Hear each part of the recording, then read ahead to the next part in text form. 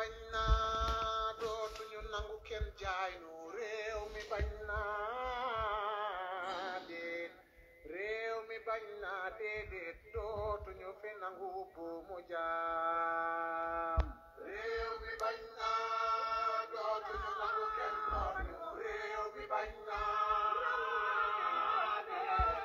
réew mi bañ naa déedéet dootuñu fi nangu buumu jaam. waa allo salaamaaleykum mbokk yi xam naa ne damay def benn live bu tuuti rek pour m'excuser d'abord si annonce bi ma leen defoon ne dinañ def live bi 11h parce que malheureusement pour faute de temps mujjewu na mën a def live bi à 11h donc li ñu leen di proposer mooy reporter live bi ba si kanam nu koy waxatee ay 18h heure Sénégal. Dinañ def live bi wax sur le dossier du gros porteur bi nga xamante ne spoliation foncier bi am ci commune de Diass am au niveau du village de Kandam voilà parce que sur un 68 hectares yi nga xamante ne moo nekk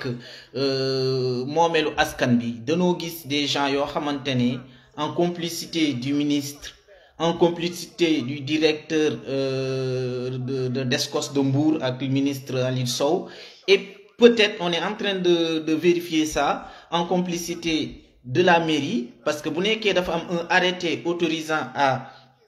à faire du lotissement mairie bi mënula bañ a nekk informé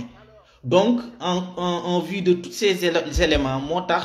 si kanam à 18h je vous appelle si benn live boo xamante ne dinañ dugg au fond du dossier wax leen aussi lan la ñuy xaar ci population bi lan la ñuy xaar ci moom parce que je pense que suñu souveraineté actuellement il faut nous jël ko en main. On n'a pas des autorités qui sont capables de défendre la population comme il se doit suufu Diass ci dëkk boo dem koñ boo dem ay nit ñooy jóge feneen ñëw di ko jël librement sans pitié te loolu noonu moo war a mën a jeex loolu waruñu ko mën a nangu te dootuñu ko nangu ce qui fait que pour waxtaan bi gën a yaatu ñun mu ngi organiser wu pour xool ban plan d'action la ñuy lal et inchallah à 18h ce soir dinaa ñëw ñu dugg dans le fond du dossier on est en train de collecter toutes les informations sur le sujet le sujet du gros porteur ça fait depuis 3 ans on suit le dossier. Depuis 3 ans bàyyi nañ xel askan bi mais là on est en train de noter benn forcing avec complicité de qui on ne sait pas trop mais xam nañ ne il y a la complicité du ministre complicité de Descos la complicité de monsieur le maire Ndione on est en train de le vérifier parce que on ne peut pas se permettre de faire un lotissement dans une commune sans que la mairie soit informée loolu noonu ça paraît absurde dinañ leen andil aussi toutes les informations ak ni ñu taxawee ñun la population dossier yi nga xamante ne mettre nañ ko sur place pour proposer benn plan de lotissement loolu yëpp dinañ ci gën a xuus et à l'occasion aussi dinañ tijji waxtaan bi ce qui fait que ñëpp ñi nga xamante ne taxaw nañu pour xeex pour que suufu waa Diass la commune de Diass revient à la population de Diass nu tijjil leen waxtaan bi nu bokk ci voilà donc pour bañ leen gën a sonal rek di jaare ñëpp mon promotionnaire Moustapha Dione voilà sama jarbaat non Serigne Saliou Ndiaye un frère Mamadou Diouf et tout le monde daal ñi nekk si nu ñu koy waxatee di suivre yëpp nu ngi leen di jaare di leen màggal di jéggalu surtout si contretemps bi nga xamante ne def nañ ko mais je profite juste à l'occasion pour lancer appel à toute la population de Kandam de Garage Benteñe de Toglu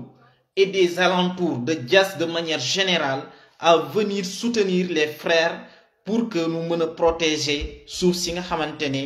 mooy seule réserve bi dese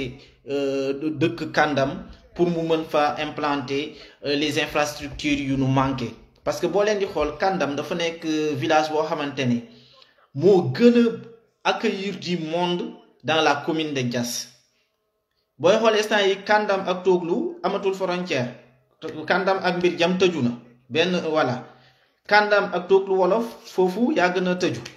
Kàndam dugg si biir àll bi foofu tëju na Kàndang ak nu ñu koy waxati amatul fu muy tijjeekoo parce que région de Dakar dafa ñëw ba sës Kàndam voilà léegi nag fa mu sësi Kàndam ñun yàlla def na ni foofu lañ am benn 68 hectares si 68 hectares yi def nañ benn projet de lotissement bi nga xamante ne génnee nañ si case des tout-petits génnee si jàkk génnee si école primaire génnee si case de santé génnee si collège génnee si des espaces publics yoo xamante ne mën na accueillir du monde ak espace vert on a fait un lotissement digne de ce nom pour que population bi nga xamante ne noo nekk si kër yi parce que densité population wu Kàndam moo xaw a élevé kër goo dem am na lu mu dee juróomi frère yoo xamante ne benn kër familial lañ nekk ñoom ñëpp dëkk si benn kër ga c'est pas possible parce que ñëpp màgg nañ ñenn ñi am nañ ay soxna ainsi de suite donc ñooñu ñëpp si Kàndam rek ngay gis koo xamante ne si dëkk bi la juddoo màggee fi yaroo fi muy di sunu axe boobu noonu Kàndam Garas Benteñe ak Tooklu Wolof dëkk fi juddoo fi màggee fi nekk locataire ñoo xam te ñun noo foo ak ñoom ñu nekk ay locataire ça c'est pas normal alors que bëri nañ suuf sunu ñi ñu jiite waroon nañoo mën a attribuer terre à ces personnes pour que nu mën a tabax fi nu dëkk juddoo fi màggee fi nu mën faa jëriñoo voilà donc tant de sujets yoo xamante ni incha allah si kanam dinañ ko gën a yaatal nu ngi leen di ñaan rek ngeen nekk très solidaire par rapport à la population de Kàndam ngeen apporter seen soutien à la population de Kàndam pour que l'injustice bi nga xamante ne nu ngi koy bëgg a dund comme ni ko waa Buuxu dundee ni ko waa Saakiraat dundee ni ko yeneen dëkk yi dundee waa Doobu ni ko dundee ñépp ni ko dundee injustice boobu noonu mu am benn signal d'alerte final nu mën ko jeexal même diggante Kaacelik ak Paaki zone boobu noonu yépp les gens ñëw nañ occuper ko ce qui fait que am na benn injustice boo xamante ne ça perdure et ça va compromettre l'avenir des générations à venir voilà à l'occasion di nuyu sama frère Ablaye Diouf notre ancien responsable de classe à l'école El Hadji Sari Ciss on est à l'école primaire donc di la màggal bu baax voilà di Sayer Samb voilà di leen jaare yéen ñëpp la population de Garas Benteñe ñëpp lañu soxla dañuy woote benn béy dëkk si zone bu reporter bi parce que au lieu que les autorités nooy jël benn promoteur jox ko sunu suuf si promoteur boobu ñu ñëw di ko jaaye ay millions jeunesse bi amuñu fu nu dëkk tant qu'à faire nañ si dugal voilà nañ jaxase carte yi na ñëpp ñëw bay dëkk installé wu après on va aller à la négociation avec l'État et tout voilà di jégalu daal si contretemps bi am et li fi am moo war a jeex voilà comme ni ko sama frère bi waxee Serigne Saliou Ndiaye sans compter les hectares du patron de Sen Karo Kër Khadim à Kàndam donc les hectares kañ moom c'est partout boo leen di dugg Kàndam da ngeen gis secteur boobu non seulement dañuy ñëw liggéey ko nu ñu koy waxtee miire ko sécuriser ko ba pare mettre ko à louer yow nit ñi amul fu nu dëkk nu jox ay hectares benn nit ba pare mu mettre ko en louer loolu fu mu am fan la am te li ma si jaaxal mooy manque d'action population Kàndam Mbirjam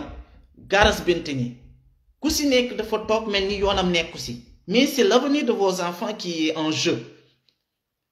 seen avenir déjà parce que ñu si bëri amuñu kër gu nu moomal seen bopp mais avenir u doom yi nga xam te ne noonu la ñuy jur ak suñuy jarbaat ak ñooñu amuñu fu nu dëkk loolu moo nekk en jeu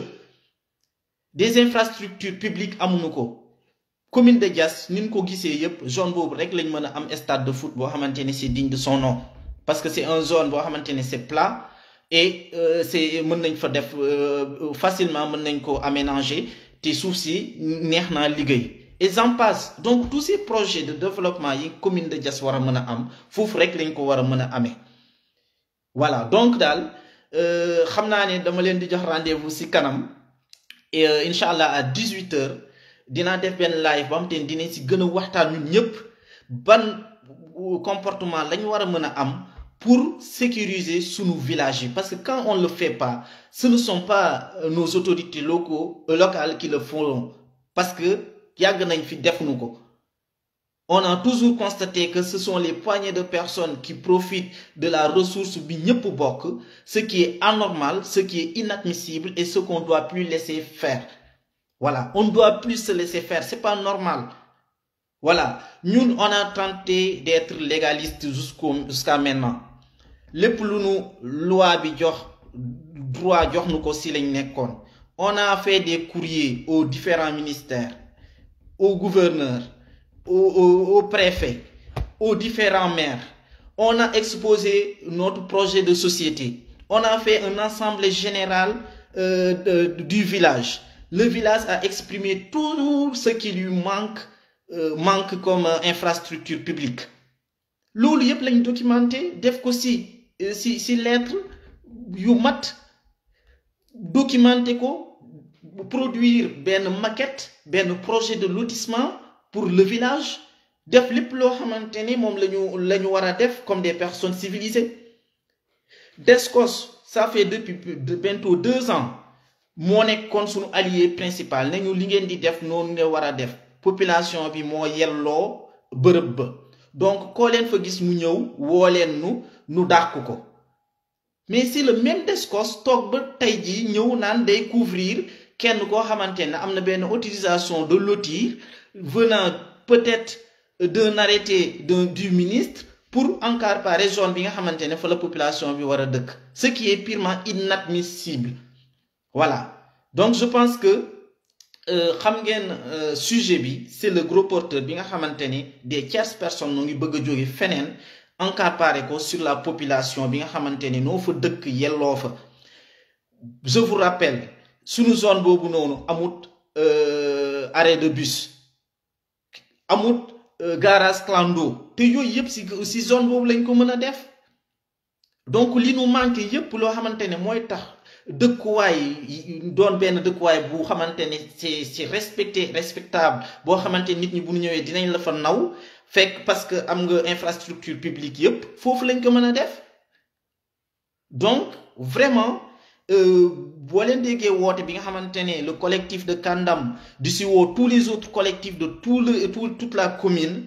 pour ñu ñëw soutenir que dinañ def benn point de presse incha allah demain te tey jii nii incha allah on va faire benn tour dans les différents villages pour vous appeler à assiéger les lieux voilà ñoom si suba ba tey fa lañ nekkoon ak seen ndaraan dévasté nañ liggéey nañ ba pare ngoon on va appeler toute la population ñëpp ñëw siéger ku si nekk daggal sa bopp sa kër voilà toog bu ko defee parce que ce qui se passe d'habitude ñoom ñooñu duñu ils ne font pas les choses dans la règle de l'art dañuy wax rigueur ministérielle même le ministre n'est même pas au courant ils font de faux décrets bu ñu ñëwee siège wu ba toog ba pare te kenn waxu leen dara si la ñuy dem di régulariser di wëtti ji ay këyit voilà système boobu yàgg nañ ko fee gis ce qui fait que population moo war a ñëw jël leen yow toog ni ñëpp bu toogee ni ñëpp ñun ñii ni nga xamante ne noo fi nekk nu mën a gérer loolu noonu Mariama mu ngi gérer bu baax Mariama Ndour voilà kii moom wax dëgg si yàlla maag moom noo bokkoon route entre Diass ak Ciki tous les week-ends noo doon dox si àll bi voilà c'est une promotionnaire au collège de Diass voilà promotionnaire de route promotionnaire de voilà il y a de bons souvenirs voilà noo bokkoon nduufi alhamdulillah voilà donc pour plus de détails daal Youssou Ciss aussi promotionnaire voilà nu ngi lay ziare bu baax et je vous donne rendez-vous tout à l'heure inchallah à 18h heure Sénégal dinañ gën a yaatal sur tous les points yi nga xamante ne sont liés à ce vagabondage foncier bi am dans la commune ce qui n'est pas normal loolu noonu on en a déjà assez donné la commune a déjà assez trop donné même et c'est le moment d'arrêter il faut qu'il arrête li fi am c'est inadmissible et ça a atteint son apogée et dafa war a arrêter voilà Baynar yow yaay dugg noonu Ablaye Ndiaye donc nu ngi leen siy woo yéen ñëpp yi nga xamante ne am ngeen ay machine nu ngi leen siy woo na ñëpp ñëw toute la population na ñëw nu liggéey dëkk bi protéger dëkk bi ñi amul ay kër si biir dëkk bi nu mën leen a amal kër foofu noonu loolu mooy projet bi mooy waa dëkk bi ñi nga xamante ne recensé nañ leen xam nañ nu nu toll am fu nu dëkk moo gën nit ñi di nekk ay locataires di nekk leneen ak leneen voilà xam naa ne je vous donne rendez-vous cet après-midi je l'ai dit 3 fois Ousseynou Faye nu ngi lay ziare bu baax et di leen màggal yéen ñëpp donc inchallah rendez-vous à 18h on rentrera dans le fond du dossier et on vous expliquera inchallah plan d'action yi nga xamante ne collectif bi jël na ko pour nous défendre cet intérêt d'ici woo ñëpp ce n'est pas un problème entre nous citoyens de Garas Benteñe et Kandam c'est un problème entre la population de Diass contre l'État du Sénégal qui continue à nous forcer, à nous tordre la main, qui continue à nous soutirer de nos ressources. C'est nous contre cette population, ces institutions, ou même parfois ce n'est pas les institutions, mais c'est des bandes de personnes qui fonctionnent de façon très frauduleuse. Il faut que ça s'arrête. Il faut vraiment que ça s'arrête. Voilà, digérer le frère, mon tonton Adama Sen. Donc, di magal ñëpp daal ku lim juum je vous donne rendez-vous à 18h inchallah et dinañ dugg dans le fond des différents dossiers pour wax dëgg si yàlla nous on n'accepte pas qu'on nous tord la main. Ce qui revient à la population on doit lui donner ce qui lui revient de droit. Une population boo xamante ne amul ay milliards amul ay millions moom fëtam benn fët la am mooy dëkk ci zone boo xamante ne ñëpp a ko bëgg. Mais cette population doit être protégée par ceux qui le gouvernent, doit être protégée par ses autorités. Mais on a des autorités qui disent oui à tout, qui livrent tous nos terres à des tierces personnes, et ça doit s'arrêter. On ne peut pas l'accepter. On ne va pas laisser se laisser faire. Loolu moom duñ ko nangu. Voilà, di ziare Omar aussi, ñaan ma sek. L'homme de Tiki, Dylan Magali, et je vous donne rendez-vous à 18h pour plus de détails et les gens qui auront envie de participer pour que cette pratique de ne pas défendre la population et d'aller toujours à l'encontre de l'intérêt de la population, ça sèche. Il faut que ça s'arrête. La population est victime de ses dirigeants.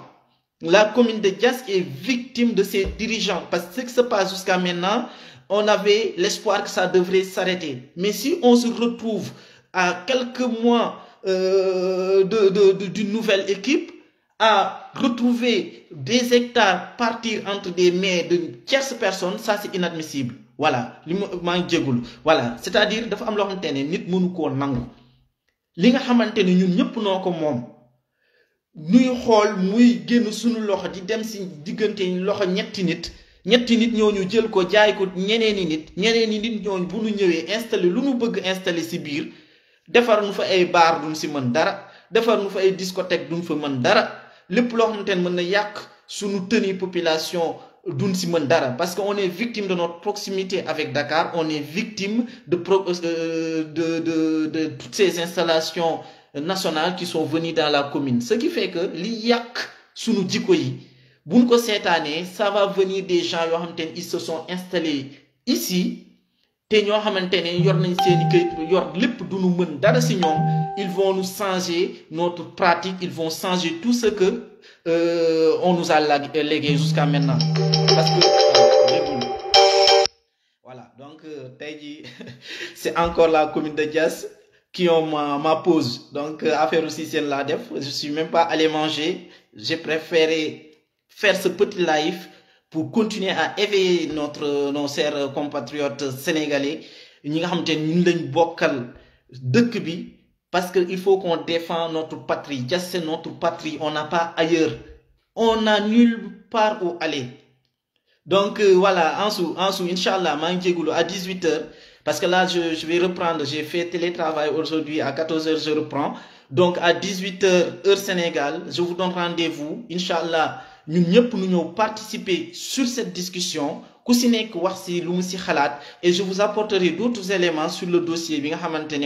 en cours. Voilà, donc di leen ziar yéen ñëpp di leen béggee. Voilà, c'était juste pour m'excuser par rapport à heure bi ma leen joxoon ne laay def live bi. Mais le but, c'était pas de faire un live. Et Inch'Allah, on fera cet après-midi un live proprement dit. Et toutes les personnes qui auront envie de participer, d'apporter leur contribution, ça sera ouvert pour défendre l'intérêt des populations parce que la commune de Diass continue à souffrir. Et si on continue à rester sans rien faire, on va en pâtir. On va payer pour l'avenir de nos jeunesse, des générations à venir. Wassalam, jërë ngeen jëf di leen jégguluwaat une fois de plus et bon appétit à tout le monde aussi seen et jërë ngeen jëf merci beaucoup à tout le monde.